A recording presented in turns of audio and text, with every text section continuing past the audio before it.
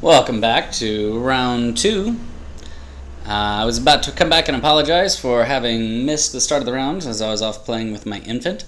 And then I come back to find out that Dr. Nex4 here is also absent. So I'm going to go ahead and put the recording back on pause.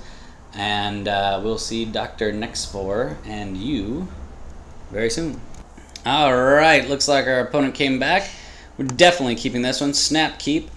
We've got 2 2-drops and 2 great 3-drops here. The Jailer is definitely going to do some work. But, man, I feel good. I feel real good about this.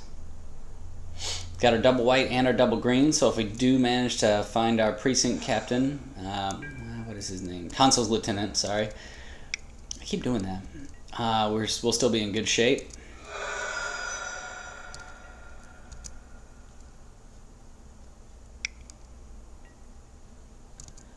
Dragon fodder is just fine. Dragon fodder ain't gonna get me down. I'm ordering forward. And then after that, Valorant Warden is gonna be an excellent guy to attack in with. So is the Orchard Spirit, for that matter. But the Valorant Warden basically becomes an abyss. Act of treason? Oh no! You will negate my life gain that he has already given me.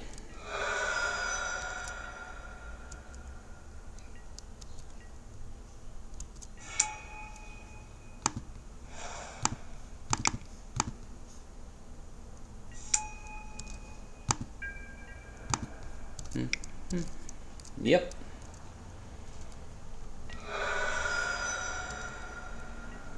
Now you can begin to use your Crowan Jailer on the offensive. Okay, so what trick is this? I kind of don't care. It could be a +1/+1, prevent all damage. It could be a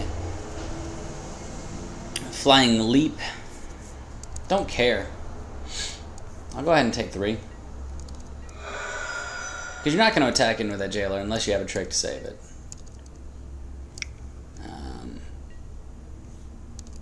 Scout's fine.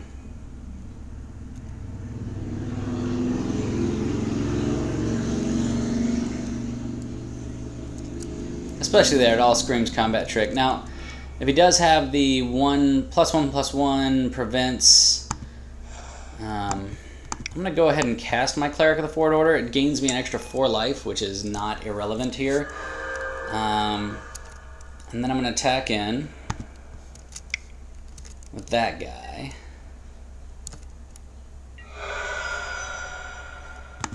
And I'll go ahead and play my Timberpack Wolf, yeah. And say, you figure it out. Now, if this guy has a Warhorn, stuff gets interesting, that's for sure.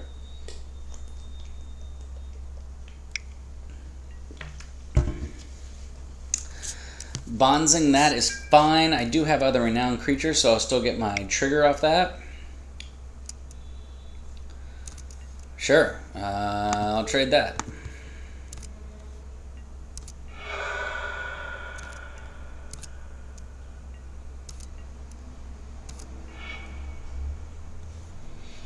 Seems fine.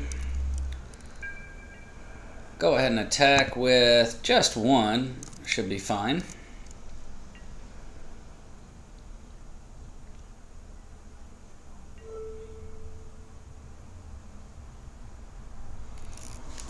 I think I'm okay with it. I don't think I really need to make that trade.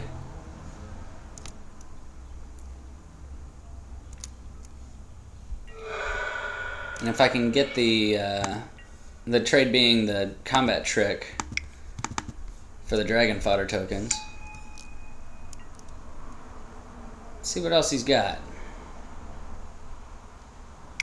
With the suppression bonds having been seen, I am definitely interested in bringing in my Enlightened Ascetic, because that's just a blowout, man. It really is. Oh, What do I have in my graveyard? 2 creatures, huh? Well, so I don't get indestructible until end of turn, but I do get 4 2/2s on a surprise basis. Sure. That's not a ton of damage he's stopping me from, so I'm gonna go ahead and swing in.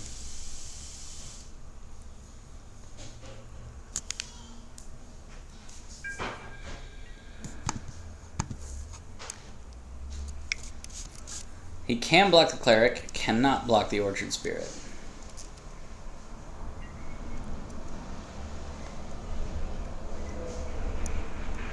Combat trick, +1/+1, takes no damage. Yep, okay.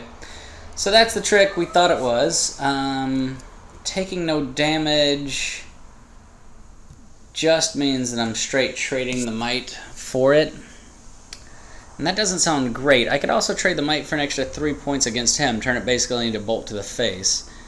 I think I'm gonna trade it here.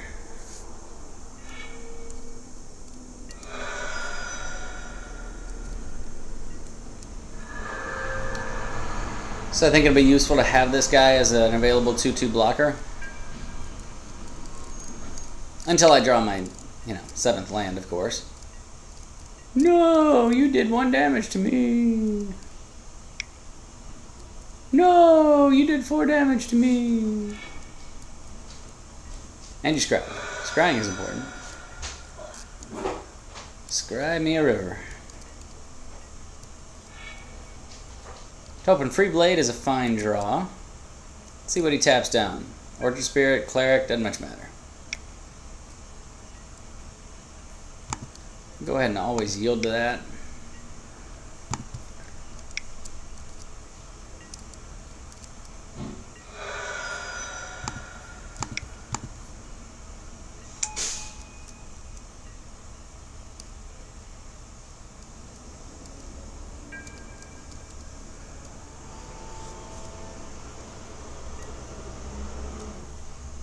Not attacking him this time, okay. I guess he's out of tricks.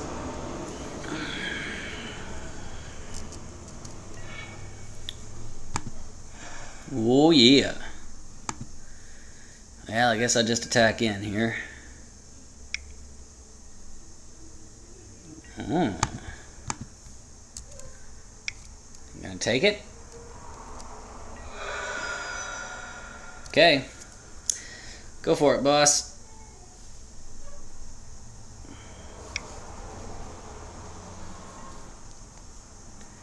Grasp of the Hieromancer. Okay. Beginning combat. Uh-oh.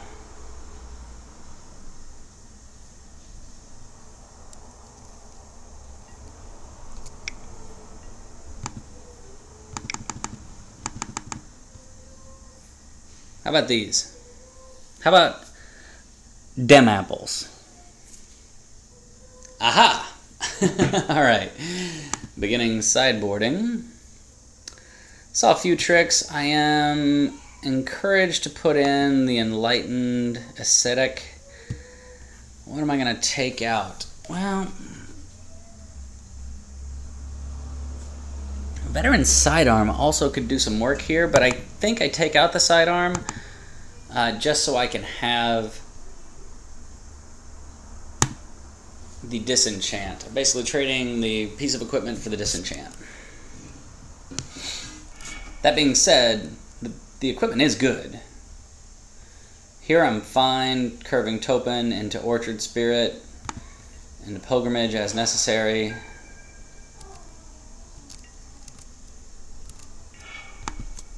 Perfect. Well, I mean, I guess not perfect. If it was perfect, it'd be double white so I could cast my Consul's Lieutenant, but this is also just fine. Subterranean Scout. Fine 2-drop. Hey! We are getting there. And by the time we cast our Niece's Pilgrimage, it's basically going to put us in position to Phalanx. So that's pretty cool.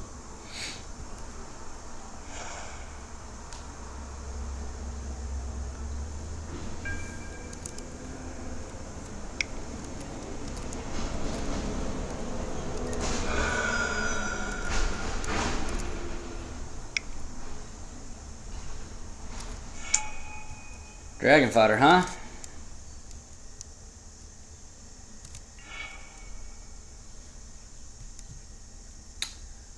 Well, I like the idea of leaping in,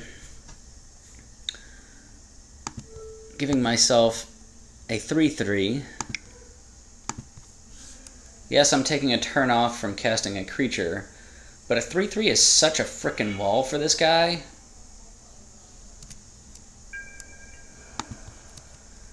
It takes me out of range of the Enshrouding Mist as a combat trick. Yeah, I'll take 2 a turn from that guy forever. Just keep blocking goblins.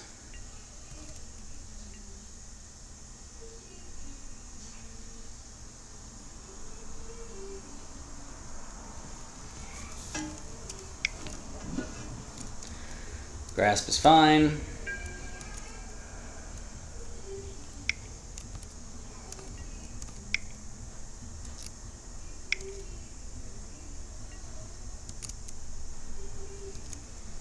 Yeah, wow, this guy is very aggressive. Maybe I shouldn't have taken a turn off from casting a creature.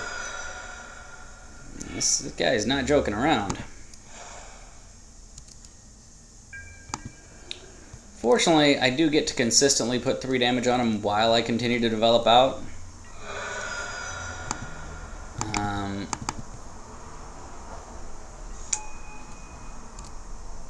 Then reveal the top card. If it's a creature card, put it in your hand. Alright, well, I'll put this on the bottom and this on the top. And I'll draw it.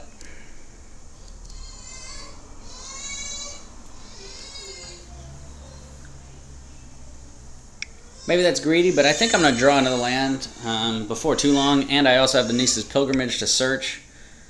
So this is just increasing my local minimum of how many lands are around.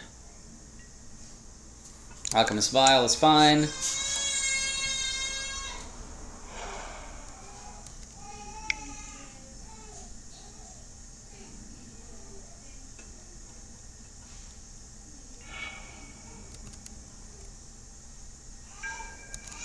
Okay, he's going to do another 5 to me here.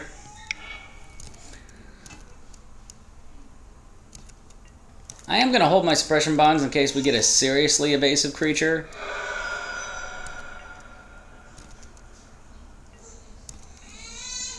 But most of my 2-drops here, yeah, see, that's just lands on lands on lands.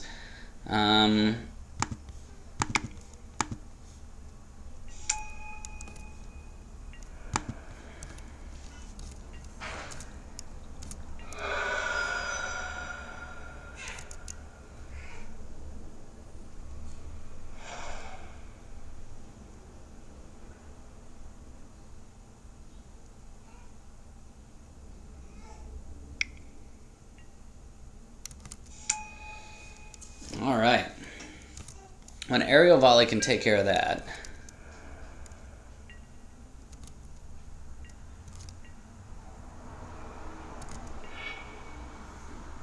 And right on time.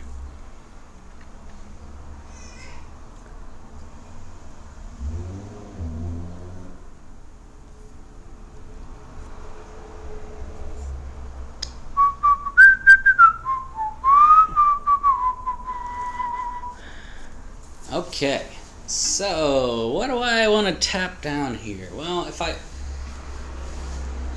aerial volley, I'll get my value off the Niece's Pilgrimage, and that's not bad. So why don't I just volley you?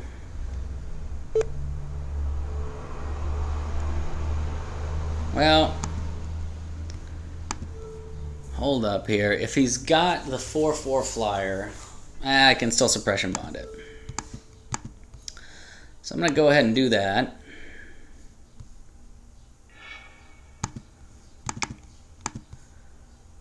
cast that.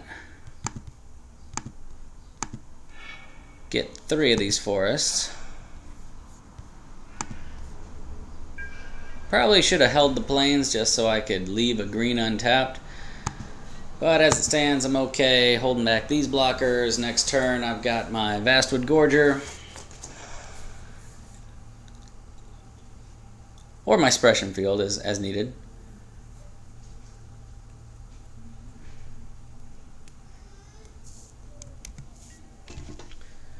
Amper Tactician, trying to flood me.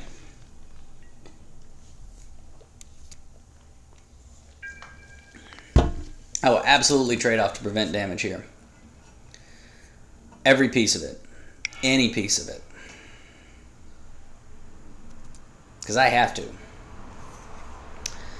Taps down my Topin Freeblade. I've got a chump and trade. And go to 1.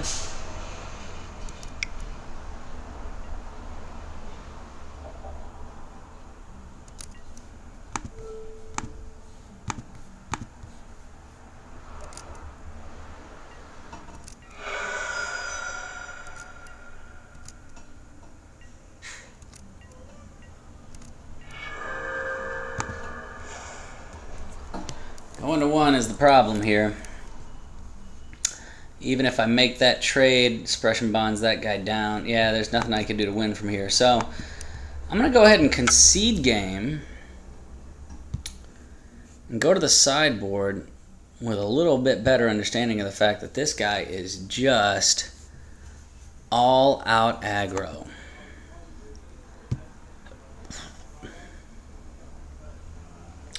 So that being said, Chief of the Foundry is an extra 3 mana creature, maybe better than a Llanowar Empath. Although the Llanowar Empath actually does dig out more creatures for us. The Mighty Leap is on the offensive side of things, and I don't think it's as necessary. Just getting an extra 3-drop, I think, in the deck is better. The Chief of the Foundry is better than the Auramancer, just because it's a 3-mana 2/3, and it's got some synergies here. Also, because I'm not using any of these. The Hitchclaw Recluse has value. I'm going to go ahead and bring it in, actually, instead of the Chief of the Foundry. And then the question is, do I want anything else here? I haven't seen this Sentinel yet. She's hanging out, but... Well, hey there, Chandra. Hey there, Independence. Yeah. Alright. So, Aerial Volley, a second one, I don't think is required. Bringing in another Veteran Sidearm. Veteran Sidearm is good for forcing through damage, but I think all I need is just all the creatures. So taking my creature count up to 17 feels good. Keeping Gideon's in, I think, is good late game, just so I can stabilize and get there. But let's see if we can stabilize and get there. Yes, I would like to play first. Yes, I'll keep this hand. It's not the best, but I'm Cleric of the Forward Order, and any land gets me a Stalwart Haven. Green lets me start casting some of my other cards. I feel good. I feel optimistic, let's say. And Cleric of the Forward Order is a great card to be drawing in this matchup. Gaining 6 life seems good. Oh, well. Yoked Ox, you say? You also got defensive. Alright, well, at least next turn I'll be casting my Stalwart Haven, but I'd really love to draw a forest sometime soon. Majoring Bully. Alright. Ooh. Consul's Lieutenant is no joke.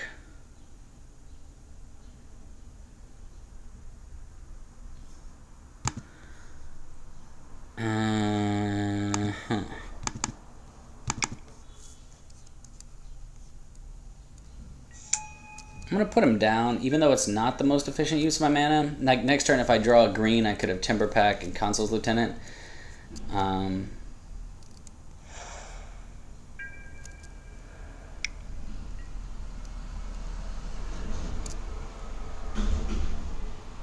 So what's it called? Titan Strength we've seen every game. And I'm okay with just taking 2 here.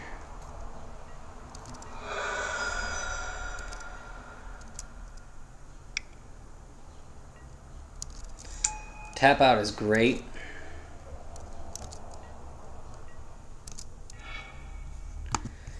Yeah, this is me getting punished. I'll go ahead and play out this Guardian's Automaton. Hang back on the blocks.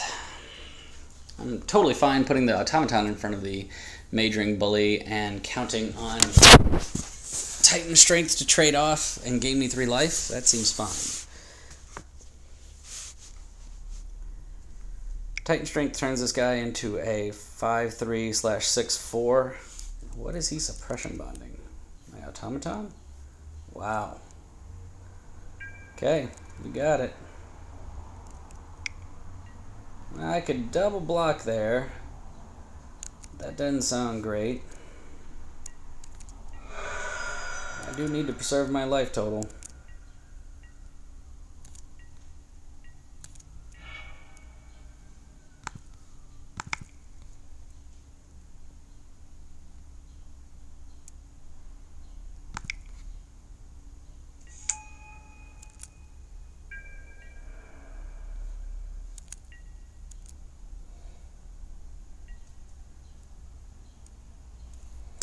And I do have my Ascetic in the deck, so it can take care of that suppression field if I get there.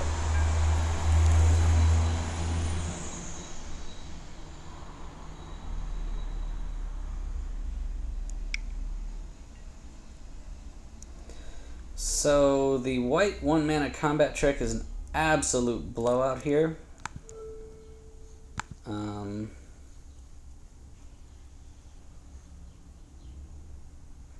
Casting it there makes it survive and kill my guy. This would also survive and kill whatever's blocking it. I'm gonna go ahead and double block here and force him to make some choices about what he kills.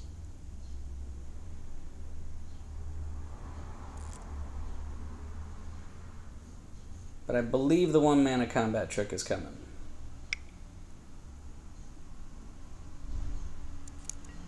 Yep.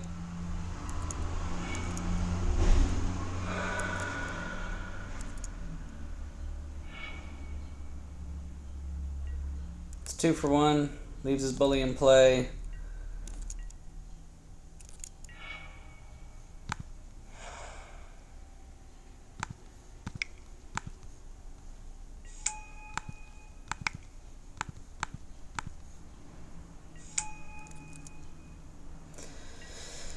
So I'm going to take a beating from the Thopter.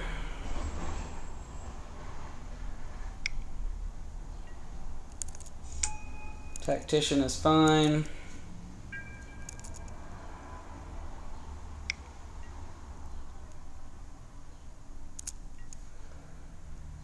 Do I double block the...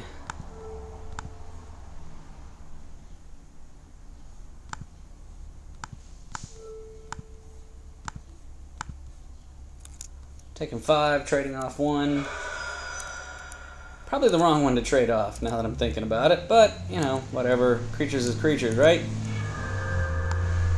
I'm 1 away. Now, when I get there, don't have any spell mastery in my deck, so I'm not exactly getting the indestructible, but it will be pretty good. As it is, I'm going to take 4 this turn at the minimum. Ooh, man, this guy's deck is pressure. This guy is slinging fastballs.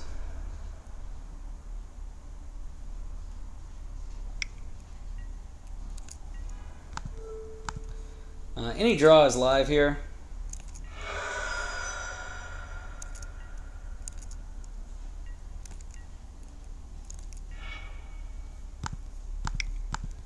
This one's not particularly live. Going to 1 sucks. But, you know,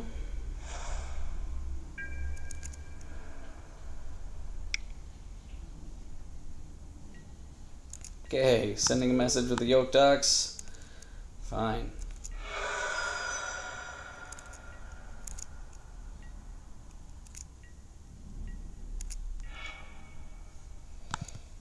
Yeah, it's not good. I'm now at 1, and I am now dead. So, congratulations to the opponent. It's a very good deck. I thought I had a pretty aggressive one. But he had the tricks that I thought he had. He had good attacks, and he had pressure enough that I couldn't just play around the tricks.